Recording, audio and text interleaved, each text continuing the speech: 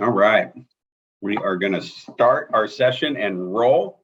Feel free if you pop in at any time to ask any questions you have, and or if you are watching the replay of this, you can email me, kornteamkc@gmail.com, or you can also call my cell phone or text me at 816-215-3214. All right, so today we're talking about negotiating contracts, and the thing I'm going to lead out with, got a lot of notes all the way through my manual here that I want to make sure I cover with you. Just know that you are not going to master these negotiation skills right here on this call. Watching it for the first time. This video is being recorded. You can watch this over and over and again. Whenever you're writing an offer on a property, might be a great time once you submit that offer over, or even before, to play this video and just pick up on some tips on things that you can do to negotiate your contract or to find out information for your contract. Negotiation isn't necessarily the back and forth. It can be finding out information about your contract before you submit it as well. And in a competitive market, negotiation skills are absolutely critical, and they are the difference between getting your offer picked and not, right? And your buyer's losing out on property after property. So there's a full strategy behind everything you're doing. You are playing the most intense chess game ever, and you're making really good moves to set that other party up so they have to take your offer, if you want to think of it that way, right? So just remember, watch this video over and over and over again, okay?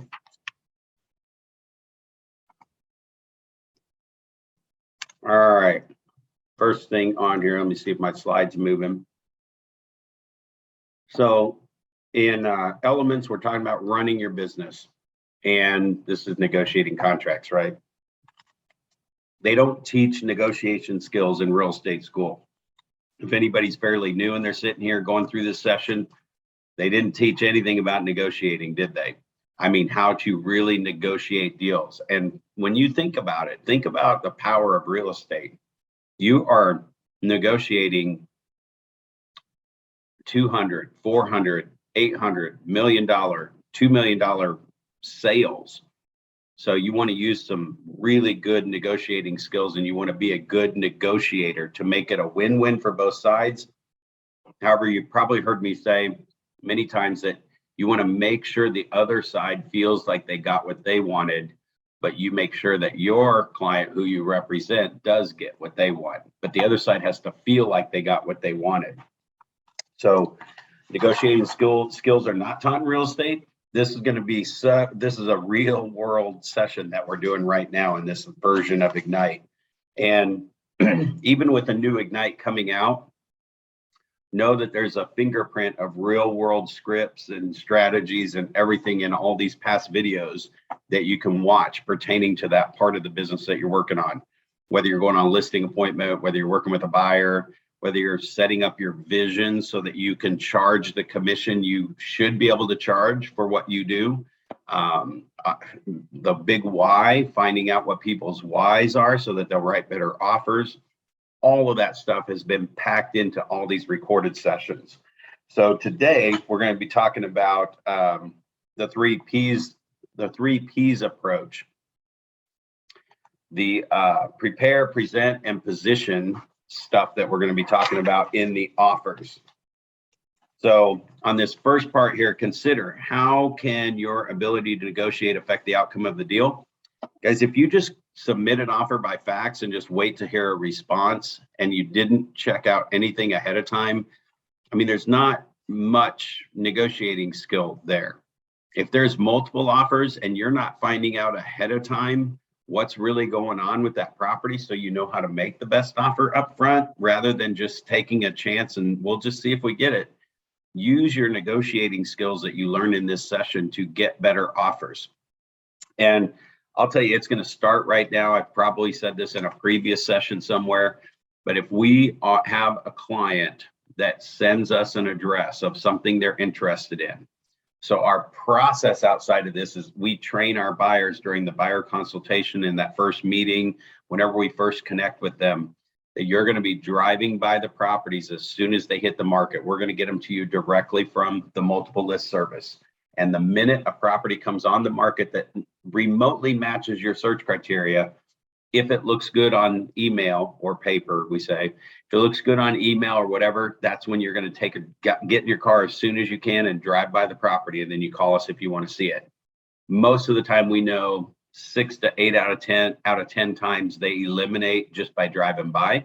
So there's no reason to go out and show them 10 properties to have 8 not work out. We can eliminate that process, which will allow you to service more people. See, I talk all the time and started this session about every agent can sell 100 properties a year. And if you don't believe that, and or you want to know really, like, you don't think it's real, you call me, kornteamkc@gmail.com, or my cell phone, 816-215-3214. Every agent hearing this video, watching this video right now, can sell 100 properties a year. It's just having the right systems in place and follow-up systems with that master list and feeding your database every single day, right? That's one step. Writing 5 notes a day, 1,200 people a year, you will sell 100 homes a year. Now, with a lot of the other systems, though, we have to have clients driving by properties first before we put them in our car and go show them 10 properties if we're going to sell 100 homes a year. If we're going to sell 1 home a month or 2 homes a month, I mean, you can throw them in your car all you want and drive them all around and show them everything. If you feel like you need to know the market that way, you're just not going to be able to sell 100 homes a year if you're in your car 10 hours a day driving everybody everywhere, right? So on this, though, consider this. What are some ways that you negotiate in your everyday life? What are skills that great negotiators possess? And why is asking questions important in negotiating? So a couple notes that I put on here. You want to seek to discover common ground between both parties and reach an agreement, right? So when you're showing a property or getting ready to write an offer on a property, how's traffic been? We send every message every single time. It is absolute. You do not skip it. If you skip it, you will drive yourself crazy. You'll be showing people properties that aren't available, or that they're going $30,000, $40,000 over asking price, or maybe in your market, $100,000, $200,000 over asking price. And if your buyers are not willing to do that, and you know that, there's no reason to show them the property. So we send every agent, we get a hold of them, we text, email, and call. The minute our client sends us an address and said, hey, how's the traffic been? And the second thing is, do you have any offers in hand or expecting any? So that might be a brand new listing. If it's got days on the market, like we've got several we've shown just this past week that had 30 and 40 days on the market. We sent the agent an email, said, how has traffic been? And then we sent a message right with that. It says, have you had any offers that didn't work out? Or are you expecting any offers in? Because now they got days on market, real easy to look at on the MLS. So I'm looking for that insider information there, so that if they end up writing an offer on this house, it's going to make a difference on how we negotiate that deal. If there's no offers in hand, nobody's bringing in offers, and they share that information with you, you might not have to go $100,000 over asking price.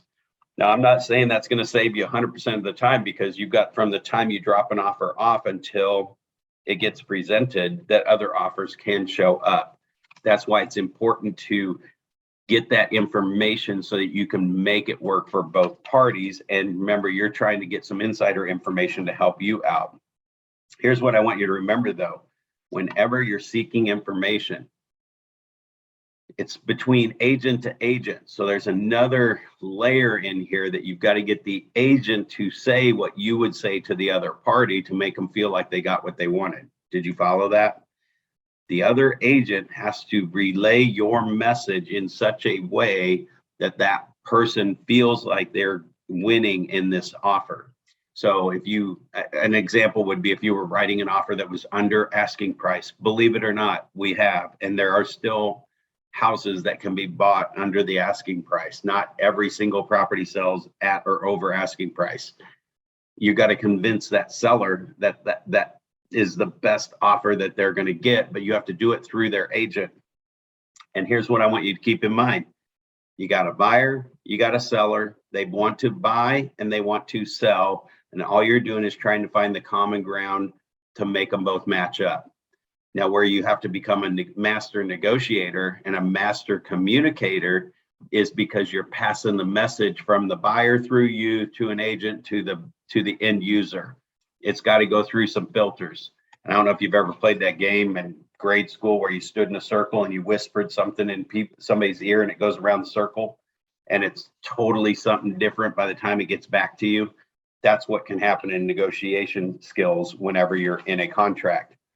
All right, there's an offer phase where the goal of the negotiation is to get the contract, right?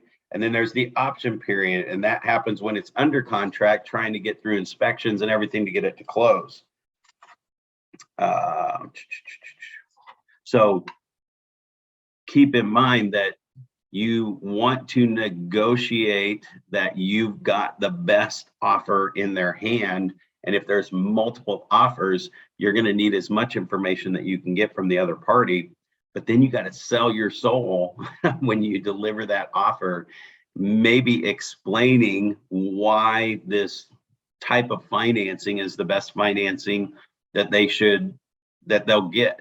Now, they might have a cash offer and they might have a conventional offer. So part of negotiating a contract is convincing them that if you've done some of the things that we suggested from the beginning of this course, where we're talking about relationships and we talked about co-op with your agents and show up and write agents notes, be great, be nice, be cordial with all of the agents at every company, because when it comes to this time right now, it's going to make your negotiations better. You're going to be able to find out more information. If they like you and if they trust you and they would like to work with you, they will tell you things about the offer that they wouldn't tell anybody else. Literally, guys, there are offers that we've won because the agent would rather work with us than the other offer that's on the table. And we had presented our best offer. It wasn't the best offer. I'll give you one example. It was a VA loan, and the other offer was conventional. Our offers were close enough on terms other than that one factor. And because I had a relationship with the agent, they called and said, hey, is there any way your guy can go conventional? Your buyer could go conventional, because I would rather work with you. I know that this deal's done and solid if you're involved. I know it's probably not done and solid if I go with the other offer. So your reputation in your local market with other real estate agents is absolutely critical. There are lots of, let's just say, new team members come through, and whenever they deal with kind of a top agent, and it doesn't necessarily have to be a top agent, but there are a lot of agents that I could say, their names if they're a top agent in your marketplace, and you're like, oh, they're a jerk, or they're mean, or they're, whatever they are. They are burning bridges, and that makes the future deals harder for you if you don't do that. All right. So a couple things to writing down the questions from this slide on these questions that you're asking here. So, how is your ability to affect the outcome? It's the difference between getting the deal and not getting the deal. Don't just take a chance.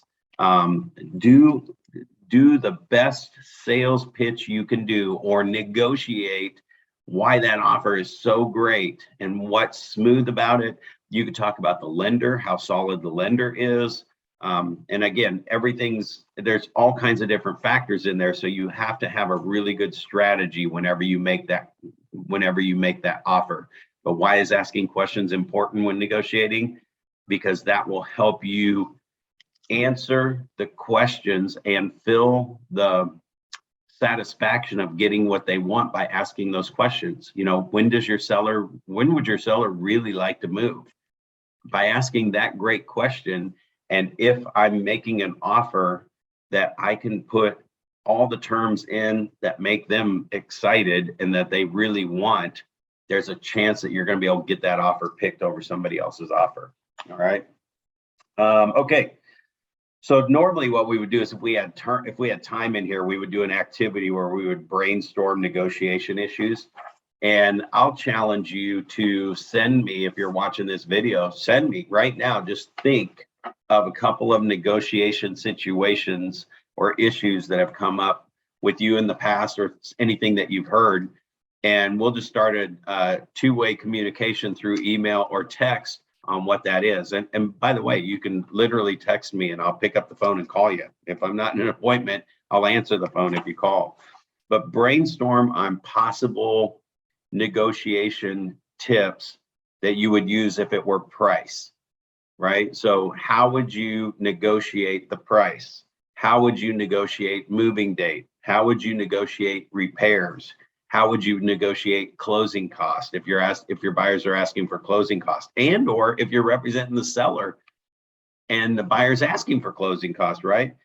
Have you ever had to negotiate furniture or household items like a refrigerator or something like that, right? So think about that for a second and let that kind of set in a minute, and write down any kind of questions that you would have on that. We're probably going to address several of those in this call, so you may see those come up. All right. Common points of negotiation. This is in page 5 of your handout. I actually emailed that out, and you have a website that you can go to. The Google Doc has all that stuff where you can download it, which, by the way, when I said at the very beginning of this session that you won't master anything just in this one call, that listening to it and watching it multiple times is key. One of the suggestions I always make is, if you are going to watch a video again, grab out your guide, skim through it, watch the video, make your notes, then go back through the guide again, right? And the more you do that process, the more this is just going to sink in and become part of you, so that you can become a master negotiator. So there's a couple of categories that really stand out. It's the price and the terms, right? So for a lot of people, it's not always the bottom line. And if you ask the questions properly, you may find out the bottom line that they said is not really the bottom line. So how do you know, or how do you ask those questions if you're representing a seller, for example? So if I'm representing a seller and an offer comes in, especially if it's been on the market for a few days, maybe an offer comes in at asking price or below asking price, and you run the net sheet and you're going to show where their net is, getting them off of the price and onto the net and asking them, what is the amount? What does the amount need to be? If I handed you a check right now today, if I hand that check to you and everything's done, your loan's paid off, closing costs are done, commissions, the taxes, the insurance stuff, all of that stuff's done and paid for. There's nothing left, nobody else to pay, and they hand you a check for the balance. What does that balance need to be? And when you know that amount, that will help you negotiate them to take a good offer versus snap decision to counter an offer by $2,000 or $5,000. Now, those are pretty small gaps, but it's happened before, right? Or even $10,000 in an upper price bracket home, or $20,000. I mean, are they really willing to lose the buyer over X dollars if they put this counter offer together? So that's a negotiating skill, a negotiating script that you can ask somebody and say, so if they say they want to counter, well, how far off is that check amount need to be from what you're willing to keep the house versus sell the house? And they'll tell you $20,000. Great. So now if this buyer walks, this could probably be like a $1.5 million, $2 million house, right? If this buyer walks over $20,000, or 1% of the purchase price, if they walk over that 1%, are you going to be okay losing the buyer? Well, no, we don't want to lose the buyer. Well, okay, so if we counter anything at all, you give them the option to change their mind and cancel and walk. So I just have to make sure that we're not just countering to counter, that we're really countering because you'd rather keep the house if they walk. And believe me, once somebody does walk and a seller goes, well, no, we'll renegotiate, they're gone. You don't get them back most of the time. So that's just another form of negotiation when you're representing the seller and you want to make sure they take an offer that's good. Now they get to decide what that number is, but you just have to ask the right questions so that you can negotiate them to a decision. And I'm telling you, that little decision right there, usually if it's a less than 1%, a 1/4% or 0.5% counter offer, they'll almost always take that out and not ask for it. So it's that bottom line, right? Let's see here. The terms of an offer could be financial based, time based, or both, like closing costs. If you're representing the seller and you've showed them the net, and the net is off, say $5,000, right? And the buyer's asking for $5,000 of closing cost. A lot of times they'll just say, well, we don't want to pay any of their closing costs, rather than just say, oh, okay, we can just counter it out. Well, if you counter it out, you've given the buyer the opportunity to change their mind and walk. Now, think about it for a minute. If you're representing the seller in this case, and you're going to negotiate this contract, and you were going to negotiate the closing costs out, do you know that most of the time buyers are scraping everything together that they can to get enough money to close on the house in the first place? That's why commissions are still in the selling side of a transaction. They're in the price of the house, and everybody's paid out. So the buyer already has to come up with somewhere between 3 to 6%, or even up to 20% or higher, right? Depending on what kind of loan they're getting. So that's a lot of money that they got to get saved up. So another way to look at that is if that bottom dollar net is really off and the buyer does have closing costs, and maybe they're at asking price or a little bit below, maybe you could negotiate by countering the price up, which would change the buyer's payment $4, $5, $6 a month based on the interest rate, right? And we leave the closing costs in so they don't have to be financially strapped to make a decision whether or not they can move forward with the sale or not. They'll take a little price change the whole time over having to come up with $5,000 they would be paying on that basically in the price of the house over 30 years. It's a negotiating technique. It's another way to keep the deal together. Let's see, earnest money, right? Earnest money. So now let's flip back over to the other side of the table. You're representing a buyer and you're trying to get them the best deal, but the best deal is what they think the best deal is, not what we think the best deal is. And I will share all the time, this is not where you say, I think you should. No, it's not you buying the house, it's them. You explain things so that they make the best decision for themselves. So earnest money, I'll give you a simple one. Whatever your norm is in the market. And just think, whenever you're thinking normal and any of this stuff I've been talking about, if you do the norm, you're not making your client stand out over anybody else that's already there. So if the norm is 1% of the purchase price is your earnest money, well, do you know that if you put 2 or 3 or 5% down as your earnest money, that you're actually going to be 2 to 3 to 5 times better than the other offers who stuck with 1% because that's just the way we've always done it? No, you don't want to do anything average. You don't want, if you want to stand out and you're representing a buyer, a good negotiating conversation with them to put more earnest money down, if it's in their best interest, is to say, well, you guys are putting down 20%, right? Yeah, we're putting down 20%. So the earnest money just shows how earnest you are. You really can't lose the earnest money unless you just default on the contract. And there's lots of verbiage in the contract that give you several loopholes to cancel the contract, like the inspection period, like the appraisal, certain things, you're being able to qualify for the loan, right? Those are all things that if any of those defaulted in most contracts, I don't know if your state's different, so you can check, but in most contracts, you would only possibly lose your earnest money if you default on the terms in the contract. And the terms in the contract typically have some opportunities to cancel the contract and still get your earnest money back. So we're getting into some fine print here, but if I wanted them to be more attractive than another offer, I'll give you a crazy example. In our market, it's like $1,000 is what they put down for their earnest money. So on a $300,000, $400,000, $500,000 house, there's not really a whole lot at risk.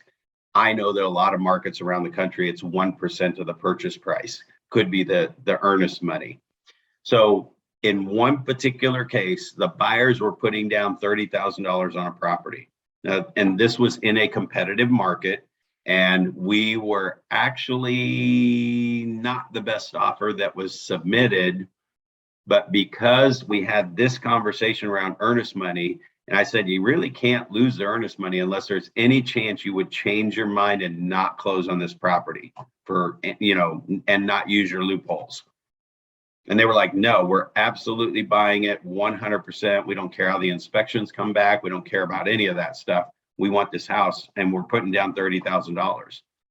So I just said, well, $30,000, if you put that down as your earnest money, it would probably make you the most solid offer for earnest money, right? In terms, I doubt anybody else did that. And they didn't. They actually took our offer. It wasn't the biggest net at the bottom.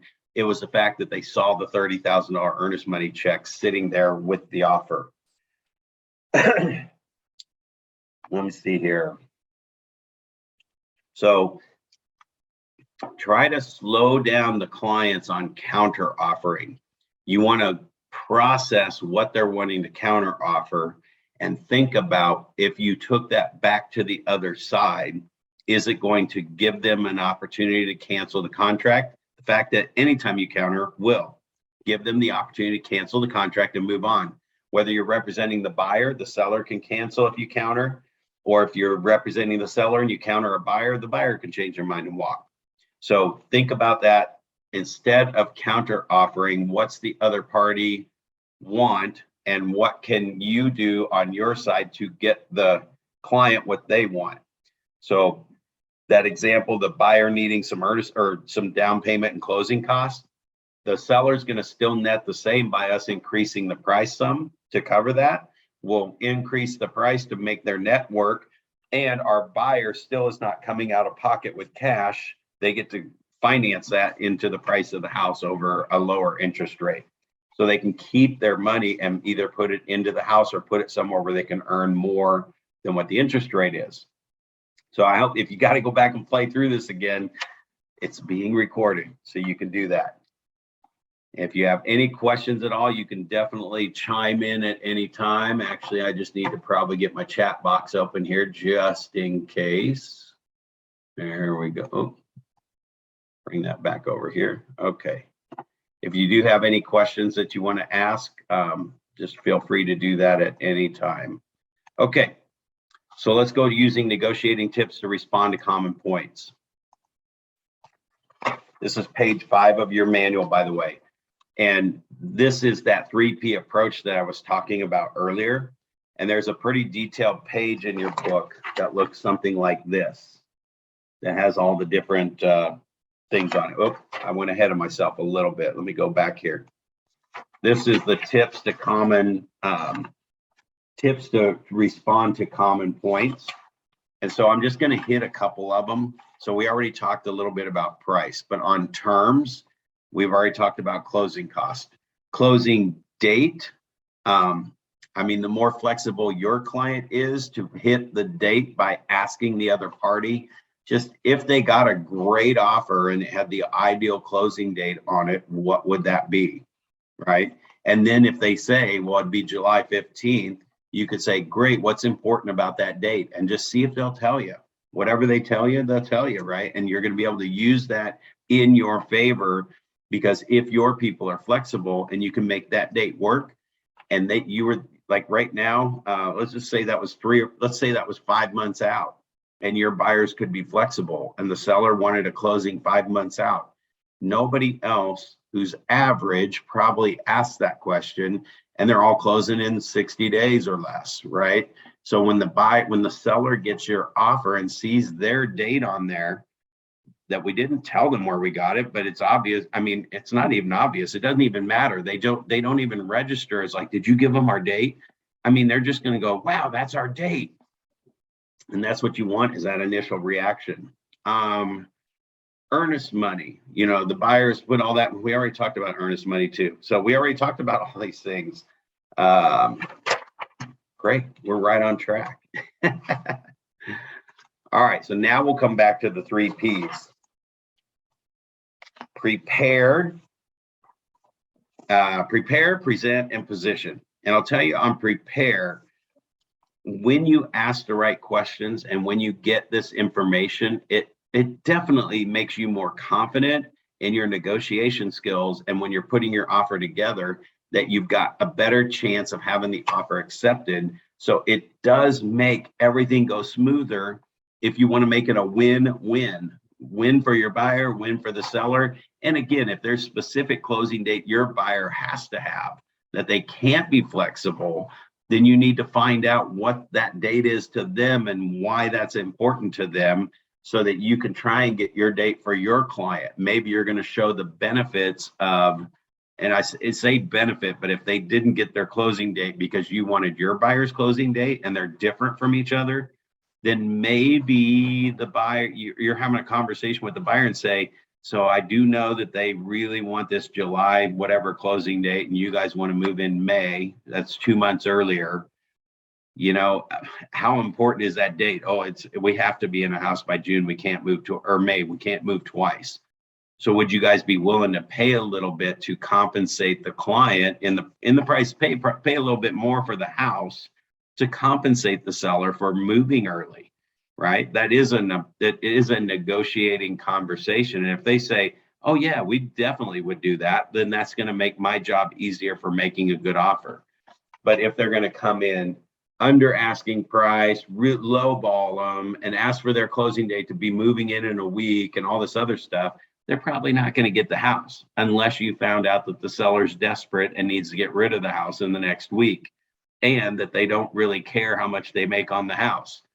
All of that information would definitely help you with negotiating an offer that looks like horrible terms, but you found out information from the other side just by asking questions, right? Not probing questions.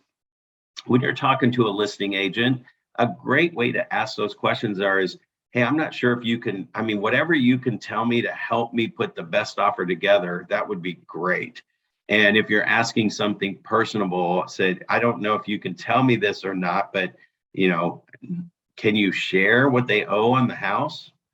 Because that could be a difference between their net. And I'm just using something extreme. I can't imagine why I would need to know what their loan amount is on their house, but it might be, I don't know of a situation where that would happen, but if I needed to know what their net was going to be, and I knew what they put in the house, maybe there was an invoice that the total remodel was $40,000, and I knew that their loan amount was $100,000. That's $140,000 that's going to be paid off along with some closing costs. So let's just call it $150,000, right?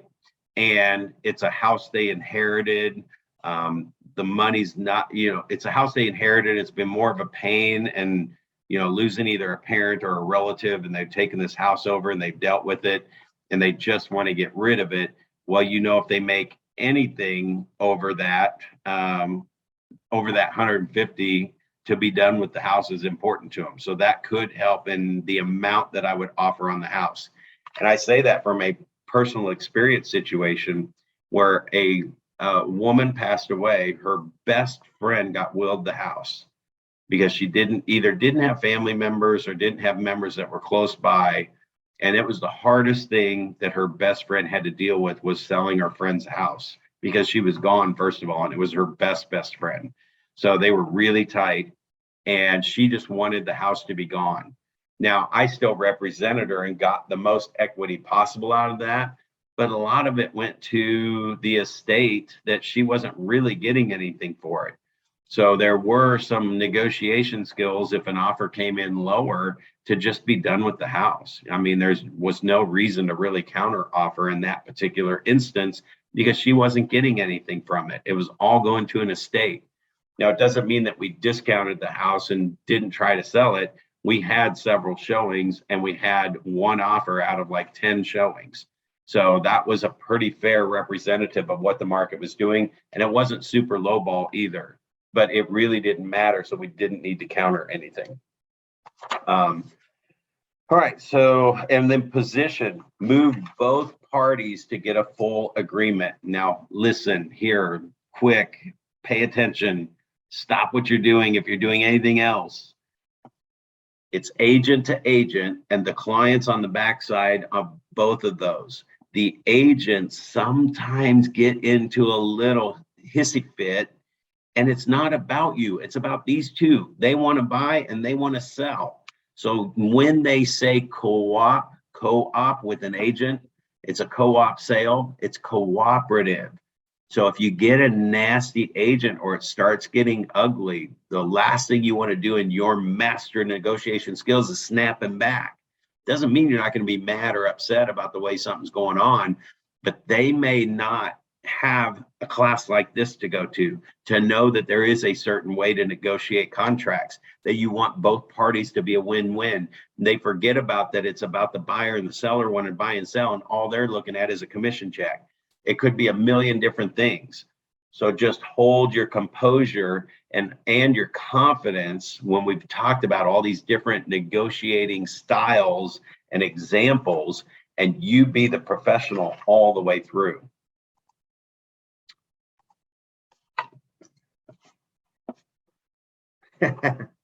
20 minutes. All right, so, okay, I got you. Sorry, somebody was bugging me at the door. All right. So on this one, the prepare on for learning, the prepare on learn. Know your goal, know your client, think ahead. Oh, think ahead. Think ahead, guys. Think, plan, play out the scenarios all the way through on what could happen or what would they come back, and not do the what ifs. I really suggest staying away from what if this happens and what if that happens and what if that happens. When you become a good negotiator and a problem solver, so a good negotiator can problem solve and ask questions and figure out how to put the deal together and solve the problem, right? That's all part of negotiating. That when those what ifs happen, that's when you can play out some different scenarios. Set the expectations, be informed, obey the laws, of course, and know your documents inside and out. So it could be just something as little as like when they have to have their pre-approval for their loan. If that's written into a contract, I'm taking you into a situation where you're representing a seller. You accept an offer on a property, and it's got terms in there. Know that contract inside and out on what those terms are. What are the important dates that they have to hit? When they have to have their inspections done, when the pre-approval letter has to be supplied, all this stuff, when the earnest money needs to be deposited, and that would be for both buyer and seller, right? Because if you deposit that money outside of the contractual agreement, you've given the other party the opportunity to cancel the contract. So it could be something as little as a pre-approval letter from the lender to be supplied with the offer. If it says that in the contract and that date comes and you're representing the seller and you have a better offer show up 2 days after you've accepted one, and that's your only loophole, and the buyer did not do their part of the contract, and if the seller wants the other offer more than they want to move forward with this one, there could be all kinds of other things included here. But when you look at it contractually, if they missed a piece of the contract, it gives the client the right to follow the terms of the contract. However, it spells out that they could cancel it. If it said, if you don't have this by day 5, then either party may cancel the contract. Then if that wasn't done, the party can cancel the contract. That's what the contract says, and they could go with a better offer. Inspections. If you are in a competitive market, this is going to happen right now for us today. Inspections on a property. Didn't sell the property right away. It took a week and a half, 2 weeks to get an offer. We finally got an offer for the asking price, but they have closing costs in there. 2 days after the offer was accepted, the seller's getting all nervous because of the early closing date, but he accepted it, right? There's another offer that shows up that will actually net them more money because it doesn't have closing cost in it. So when the inspections, which were done today, come back, if they ask for anything, per the contract. The seller's probably going to be able to cancel that contract per the contract terms. If it says if the buyer asks for anything, the seller can cancel for any reason whatsoever, they will probably cancel it and go with this other offer. If they can cancel, say they're going to cancel, but the buyer still has the right to accept it as is, then they're going to keep this contract. It won't matter if the other contract's better or not. Those are the terms that you need to know in that offer to make sure you know your contracts inside and out. But be the problem solver. You're going to solve problems and plug the hole, and the negotiating part may be coming in to get the other party to feel okay with their example. So in a crazy market like we just happen to be while this is being recorded, we have a lot of offers that are coming in, multiple offers on properties, and they're doing appraisal gaps and all kinds of stuff. So in a particular example I'm about to share with you, where it took strong negotiating skills and a reputation with the agent, was that an offer, we had to beat out the other offers. So the buyers made a great offer. And in fact, they made so much more on the sale of their home because of the current market conditions. They didn't mind paying more on the buy side, right? So in this particular instance, when this happened, the appraisal came in low. So the appraisal came in $16,000 low. Well, went back to the agent and said, because it was multiple offer situations, they had the inspection notice that said they wouldn't ask for any repairs. We did not take out the appraisal contingency. However, if you're really good at negotiating, even if you did, you can probably still go back and renegotiate it, right? So anything's possible. You have attorneys that say you cannot be sued if you fall on my property, and you'll find an attorney that can sue you for somebody falling on your property. Everything's negotiable. And that of course, that is if the previous agreement can be amended, which would take great negotiating skills. So in this particular instance, we mentioned that the appraisal came in low. The snap reaction from the agent was, well, they offered what they offered, so the buyers don't feel that that's their problem. Well, great negotiation skills was talk to that agent and say, listen, this is not a normal market. There's multiple offer situations. There's no sale even close to where we came in at. Those buyers made a strong offer, stronger than anybody else's offer. In fact, now we're in contract and we're farther down the road. So you know that their party is already planning on moving because it closes in just a few days, right? So I just said, it's not really that kind of market. That wasn't really the offer they would have made in any other market. They made it because of the current market conditions. That agent sent back a change form where the seller came and met them halfway. What that literally did was make our buyer $8,000. That negotiating skill right there was worth $8,000. That's what somebody pays a realtor for. Nobody else would have done that. It wouldn't have happened. And just by asking, and even hearing no the first time, and then asking again and saying it a little differently, negotiating for the win for the buyer, right? The seller did come back and drop the price by that difference. And it's still a win for them. Their house is being sold and they're still happy. I mean, all these people kind of know each other a little bit. It's still a great transaction and everybody feels like they got what they wanted to get. So make sure you're watching your contracts, make sure you're watching your dates and everything in the contract, because all of it's part of the negotiation stuff. All right, so on preparing, just open-ended questions versus closed-ended questions, asking the right questions, right? So what additional information should I know? Are you kidding me? It's right there. Write it down. That is the best question ever. What else should I know? Or a great one that we ask is, how can we make this the best offer that you have on the table? And again, you'll have people all the time. It's like, well, they can't tell you anything. Well, they can tell you whatever they tell you. And by asking the question, a lot of people are going to tell you. So unless your laws state that there's certain questions you can't ask, and you're not supposed to know about other parts of it, you can ask and know any question that's asked, and any answer you get when you're representing your client can be relayed back. Attorneys do this all the time. They just keep asking the right questions, right? What's important about the closing in 30 days? We already talked about that. Close-ended questions are really like, do they have to sell by a specific date? When in actuality, it's better to say, if there was a good date or date range, what's important to them, right? So that they can talk more and you can dig out more information. Do you have any other offers? Yes. Was it one? Is it an investor that offered a low ball? Is it 10 or is it 20? So when you ask open-ended questions, it's like, so how has traffic been? And then how many offers, or have you received any offers? And if so, how many? Right? So just asking those open-ended questions will definitely help you with your skills. How many offers do you have, right? Okay. Throw any questions you have in there, or you can unmic if you have any questions you want to ask.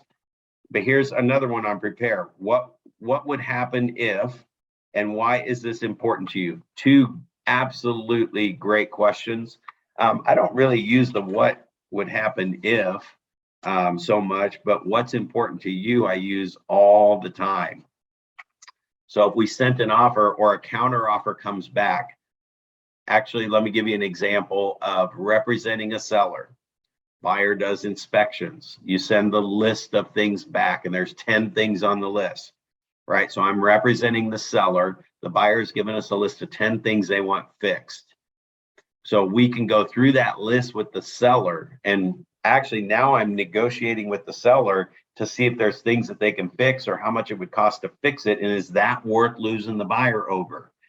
But if there's something major on there, then I can come back to the buyer's agent and say, hey, this list has 10 things on it. And I'm just wondering what's important to the buyer on here. What is the most important thing they have on here? I mean, I'm working with my seller to see what we can do. But if there's like the most important things that needed to be on here, what are they? Why would you not ask that question on every single inspection repair, right? Because you can probably eliminate 2 or 3 things off of that list that your seller, your client does not want to mess with. And by asking that question, you're able to keep the transaction together. So remember, you're asking those questions to figure out how to represent your client the best way they can, and to see what you can negotiate and still make the other party feel like they got what they wanted. I know we're in deep here, man. Negotiating contracts. This is the money. This is where you make people money. And the example I just gave you was $8,000 right there in this current market, just from asking these questions and using these negotiating skills. All right, so on the do part, this is page 9 of your participant guide, where you can actually go through the activity and ask some of these questions. So if you do have your manual and you want to email me your answers or how you would negotiate or handle some of those contracts in this 1-hour session thing, we don't have our activities set up in here to get you all the information in an hour and still do activities. But just go through those, it says here, allow time for the participants to read the scenario, record their clarifying questions and ahas, right? Possible clarifying questions could be, what is it about the house that makes it your favorite, right? This is in your book, by the way. What is the possibility of you paying for the repair and we stay at your asking price of $155? That's a great negotiating question, right? What if the seller counters with a full offer to fix the roof, or counters with no repair at all? How would you handle that negotiation? So text me 816-215-3214, 816-215-3214. Text me your answers to those, or email me at kornteamkc@gmail.com. Korn with a K, team kc@gmail.com. Go through the exercise, shoot it to me, make this live, get involved in it, right? Maybe you got to play the video back and watch it again, but definitely go through and play with this stuff, you guys. Record your answers, email those to me, right? All right, so let me see here. That's on our playing and learning. Okay, the 3 P's approach: position. So ask what and how questions. The buyer wants to close in 60 days. The seller wants to close in 30 days. Mr. and Mrs. Seller, you're requesting a 30-day closing. What's important about that? I mean, we've already given you these, but I want you to see them again, how they really show up. My goal is to let the buyer know why this point is important to you, so that we can make the best offer possible. So if they say they have a death in the family and all the belongings can't be moved for 60 days, or can't be moved for 60 days, that I guess the buyer is saying 60 days and the seller wants closing in 30, that negotiating skill could actually be, well, they're in a lease until 60 days is up, but it would be cheaper for them to offer an extra $1,000 versus breaking their lease and losing $4,000. So would your seller, settle for $1,000 extra to make that extra house payment? Because maybe they've been in the house for 30 years and their house payment's low, right? But those are all questions that you can ask to make that deal work. And as long as your client gets what they want, they're happy with it, and you make the other client feel like they got what they wanted, you have negotiated a good deal. All right, let me see here. Oh, I will tell you too that, let's see where we are here. Undo, I think we already went through this. Page 12 was the example. So analyze counter tactics. Let's get on that. I just want to make sure I don't miss a page because I've got notes written all through here. So again, this is in your book where you're just working with a partner and you're analyzing counter tactics where you guys can counter back and forth. But here's like a counter tactic. Here's the types of counter tactics that you can imagine: hot potato, good guy, bad guy, and nibbling, right? So ask for a concession in return before agreeing to any further concessions.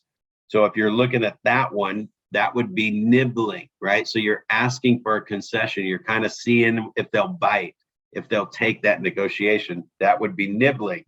Not usually going back and forth 5, 6, 7, 8 times. In fact, a lot of times in our negotiating with our current client is, let's just make your best offer first so we don't have to go back and forth. And that way, if they come back with anything different, you can just cancel it and move on, right? But I will give you one other personal negotiating tip that I can tell you, is that if you counter in the middle all the time, you probably have a 50-50 chance of the deal kind of just stopping right there and being done. But if you go just a little bit past the halfway point in favor of the other side, right? So instead of meeting them halfway on a price counter, go a little bit higher so that they're like, if you're representing the seller, the buyer's gonna pay a little less than half. It will confuse the whole process because that may not be the number that they were thinking, but they were thinking half of half. But when you go just a little bit below that, you've actually got the number close enough, it messes them up. If you're representing a buyer and you're countering with the seller, go a little bit over the halfway mark. Like if you came in 10,000 under what they wanted, rather than meet them halfway at 5, make it 6, so they get an extra $1,000 above the halfway mark. That will confuse them and they will probably take your counter offer. So that little bit right there keeps the deal from falling apart, or maybe countering again somewhere in the middle where they're paying, $4,000 more versus $1,000 more. Hopefully that makes sense to you. All right, on this B, the other part, on B, it's test the validity. Find out if the problem is real. Has the party with the problem exhausted every solution, right? And that one is hot potato, I think. B is hot potato. The other party tries to pass the problem onto you. For example, the co-op agent tries to pass all the closing costs to your client, because their client can't afford them. That's like being a hot potato right there, right? Price is only $2 to $3 per thousand when they're financing a loan. If the interest rate's 2 or 3% or 4 or 5%, it's $4 per thousand or $5 per thousand. So when you're negotiating a deal like that, it's easier to tell the buyer, hey, listen, you're financing this over 30 years. It's like really what they're talking about is $15 a month. But to the seller, it's $3,000, right? If it's $5 per thousand and we're talking about $15 a month, is it worth losing this deal over $15 a month? I'm not assuming anything. I'm just asking the question. And if for a seller, though, it's a real $3,000 in their pocket. So no matter which side of the table you're negotiating, if I'm the seller side, I can go back to the buyer's agent and say, hey, listen, to keep this deal so they get the house, so they can be in this house in May like they wanted, we're talking about $15 a month. I don't even say $3,000. I say $15 a month to make this deal work. But I got my seller the $3,000. If the seller comes back $3,000 and they're going to just let it fall apart if they can't get this amount, they're just not selling it for any less. Then if I'm representing the buyer, I need to go back to my buyer and say, guys, it's $15 a month and this deal's done. Otherwise, they may walk. And if you want to test them and they don't come back, I don't want you to be upset that you didn't get the house. And then the last one here, calling them on their game. If it continues, then attribute what the bad guy says to the good guy, since they are the tag team anyway. So of course that's the good guy, bad guy thing, right? I just made a note here on good guy, bad guy. If you lose the property, are you okay with that, right? Don't compare and you're going to compare every next property to this property that you missed out on. So is that worth losing this house over and maybe missing on another good house because you're going to compare it to the other one? So if you get 5 or 6 of the 10 things that you want in a house, this may be the right house, and it might be the house we need to make it work on. All right, man, I'm telling you what, this is some heavy, heavy stuff here. So we got the real play for the 3 Ps, which you guys would do on your own time. Recap and create your success list. So, if you want to share some of the things, just a recap. I don't know if I had any notes really on recap. If I were to recap anything on all of this stuff, it is negotiations happen on both sides, whether you're representing somebody or you're trying to get something for your client. And what you're going to do is ask a lot of questions and understand why, make them open-ended questions, ask a lot of questions, ask what's important about that. Tell me more about that. Whatever that may be, the more information you can get them to share with you. And if you do it in a tactful way, where you're just curious, asking questions, or you come from, listen, I'd really like to make this work. I know you'd really like to sell this client's house. Let's see if we can get them to come together. What can you tell me to make this deal work? Whatever information you can give me, I will relay that back to my client so we can bring you the best offer that you can get. So guys, that's probably the best recap I can tell you, is that negotiation skills are very important in real estate. And the more you master asking questions and then problem solve, right? So when counters are going on, there's a problem somewhere. If you can figure out what the problem is, maybe you can design a path for this thing to work. One of the problems that can happen with a buyer in a hot market like this is, let's just say their type of financing isn't as attractive as other financing. Government loan versus cash deal, right? So if your buyer is missing out on properties because their financing isn't as attractive as other offers that are coming in, can you talk to your client in a way and negotiate them to go qualify for one of the other loans? It might cost them more money, but if they can get more of a conventional loan, right, or say borrow the cash, whatever, but if they can get a conventional loan instead of their VA loan, for example, I'm using an extreme example, they could win the house. Now, this will cost them money where their VA benefits would have cost them nothing. But once the offer is won, which I will tell you, this did come in negotiation skill for real, is we got the offer accepted because the buyer could go conventional. Now, understand that representing the buyer, I explained this is what it will take to get the house, because the listing agent said, if you can change your financing, you'll be better than the other offer. Otherwise, they're going to go with the other offer. So I told the buyer that. He's fine with it, didn't want to lose the house. He had great credit. So we went there, but I did say, now, if you'd like, I can ask the agent if we can go ahead and order the VA appraisal. And if it comes back clean and it's not going to cost the buyer or seller any extra money for us to switch the financing, then we might still be able to go VA. He was like, that could be great, right? So we did that. We went conventional, made the offer, won the bid, called the agent back and said, hey, do you mind if I call the VA appraiser right now? Have them go over there and just see if they even require anything. Sure enough, it was clean, smooth sailing. And then I said, hey, that appraisal came back clean. Is there any reason why you guys would have any problem with us switching the financing back to VA? And the agent was like, nah, we don't care. It's not really going to cost the seller any more money. I said, no, it won't. And he's like, yeah, the seller wouldn't care. So we switched to VA and got him the house on his VA loan. We would have never gotten it if we had gone in straight in that particular instance. So anyway, that's negotiating, guys. Negotiating way past 101. It's not negotiating 101. This is like negotiating mastery style. So anyway, that is our call for today. I will throw up the survey so that if you are even watching the recording, I believe you can go in and do this survey. If you will jot down the website here, surveymonkey.com, just remember that, and then /r/6BG7C77. And when you type that into your browser, it'll take you to a survey. Let them know what you thought of this class today.